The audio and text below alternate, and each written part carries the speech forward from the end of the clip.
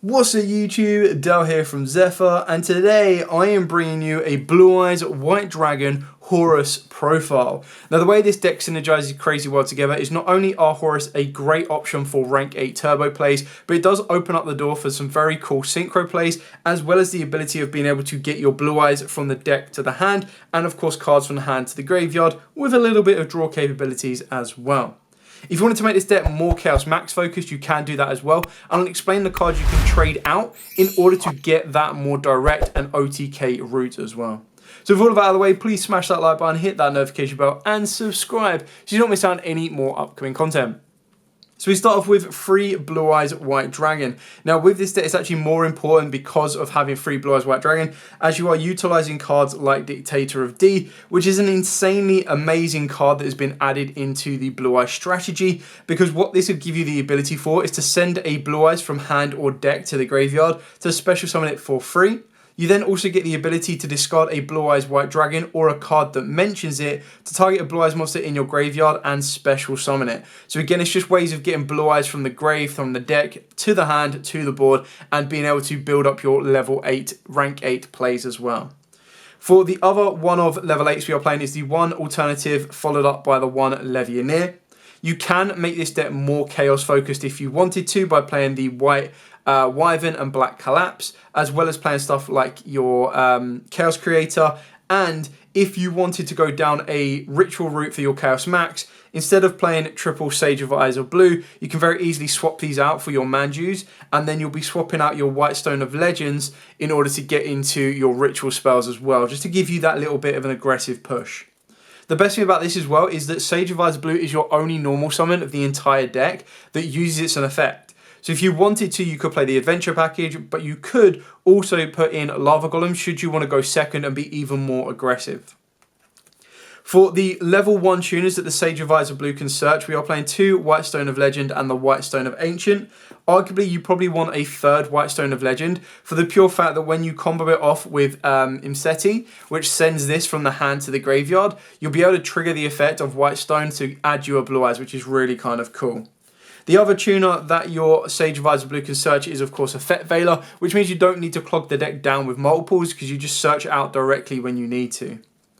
Then for the Horus cards, of course, we are going with the main card itself, and that is Imseti. Now, what makes this one so good is it has the ability to send itself and one other card from the hand to the graveyard, and then you get to add a King Sark from the deck to the hand, which is the main core continuous spell card that allows all of your Horus monsters to summon themselves back from the graveyard for free.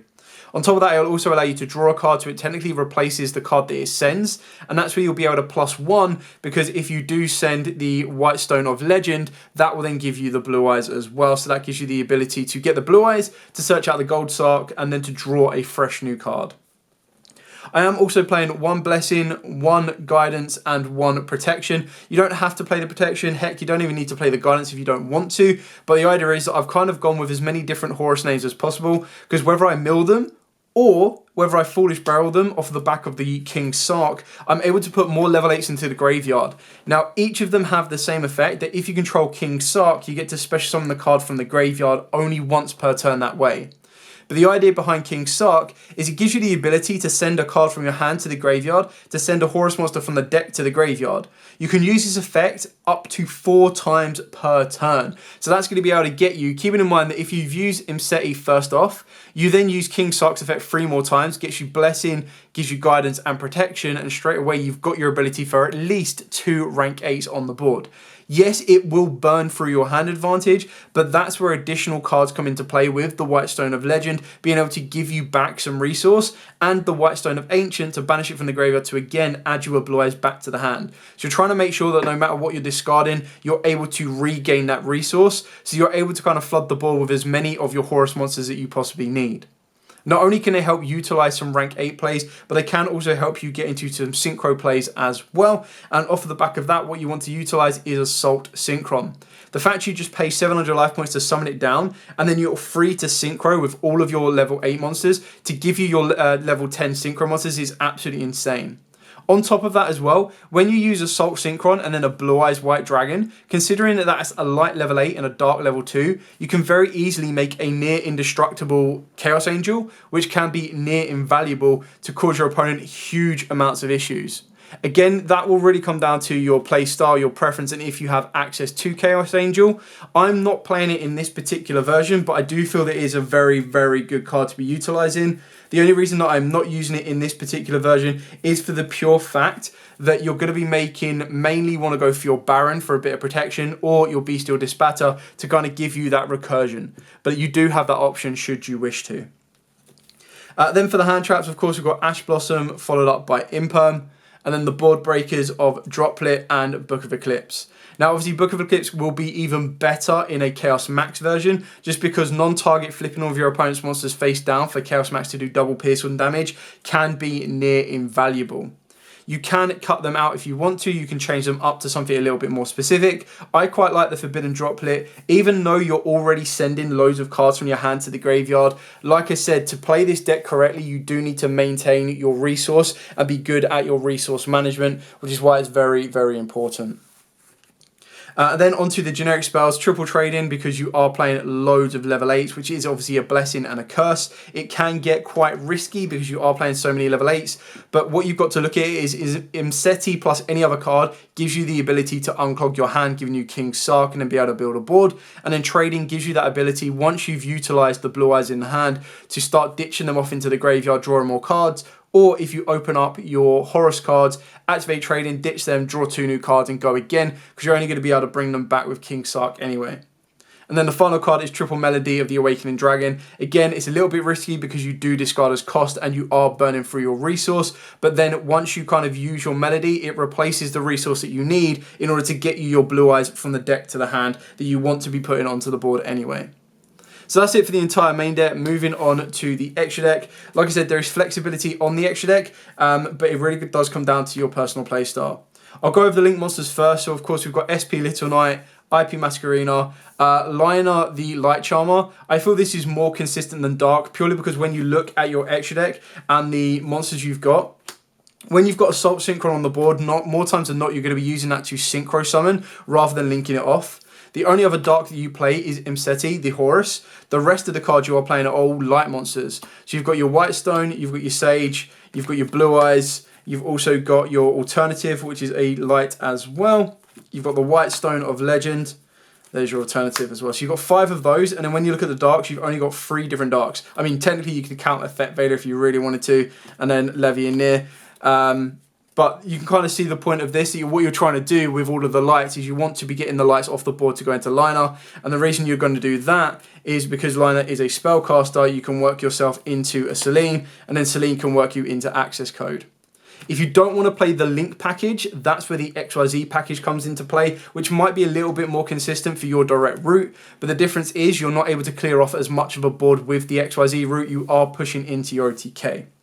For those of you unfamiliar with the XYZ route of the deck, you would go into number 97 Dragulabon, which would then allow you to summon out your number 100 Numeron Dragon and attach a Hope Harbinger to it as material, which will give you the ability to make it a 9k, or the Numeron Dragon will be 9,000 attack, and ultimately you're trying to push for that OTK swing. But I feel that Access Code overall is just better at clearing boards off and getting enough on board to kind of help you win for an OTK.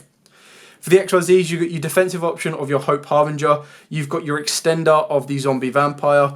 I do feel that this is very risky depending on the opponent matchup that you are facing. But that being said, when you do play something like Zombie Vampire, another card that I quite like using is number 68, the Sky Prison. For those of you unfamiliar with Sky Prison, it has the ability to detach a material from the card, and until the end of your opponent's next turn, this card cannot be destroyed by card effect, and neither player can special summon monsters from the graveyard.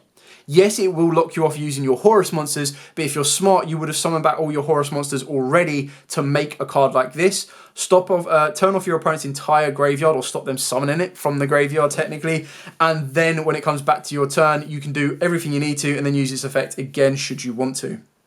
You don't have to play this.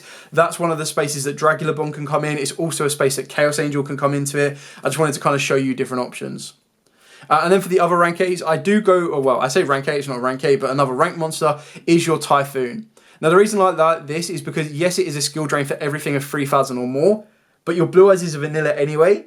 You don't always need to use the pop of your Blue Eyes alternative, and just being able to rank on top of something like a White Stone or any of your Horus monsters is absolutely fine. Like the only Horus monster on the board that you want this effect is your Mseti, and that's only if a card is destroyed, and as long as you don't buff anything else, you should be absolutely fine.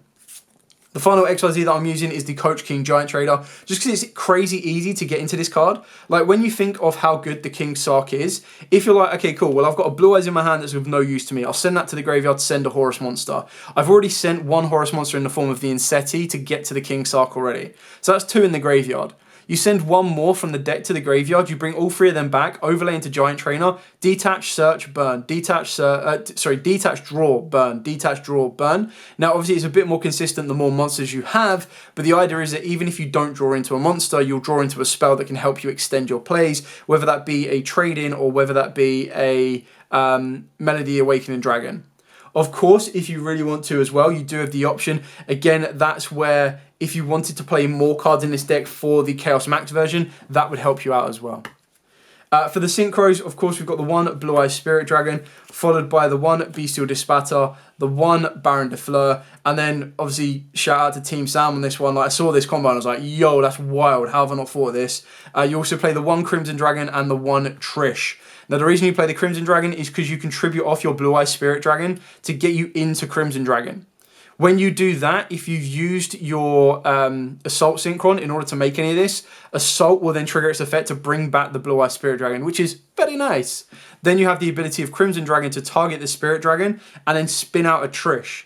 It counts as a Synchro summon, so you will then be able to trigger Trish to go banish, banish, banish, which is really kind of cool interaction, and I love the idea behind it, which is why I thought it was a no-brainer to add this into the deck and utilize it. Again, if you don't have access to some of these cards, you can change them up a little bit. Like I said, Chaos Angel is a very good option for the deck should you want to add it in and change some more with the deck. I do like the way that this deck can work. I like the direction that it makes, but I feel the Horus engine itself is just absolutely nutty. And I feel that any deck that can utilize rank 8s in the right way will be able to benefit from Horus. And the cards that you can start sending to the graveyard, if you're able to send cards to the graveyard and then gain additional effects like the Blue Eyes White Stone, you're going to gain even more advantage, which is absolutely insane. So that is pretty much it for the profile. If you have any questions at all, by all means, please put them in the comments down below. I'll be more than happy to answer them for you.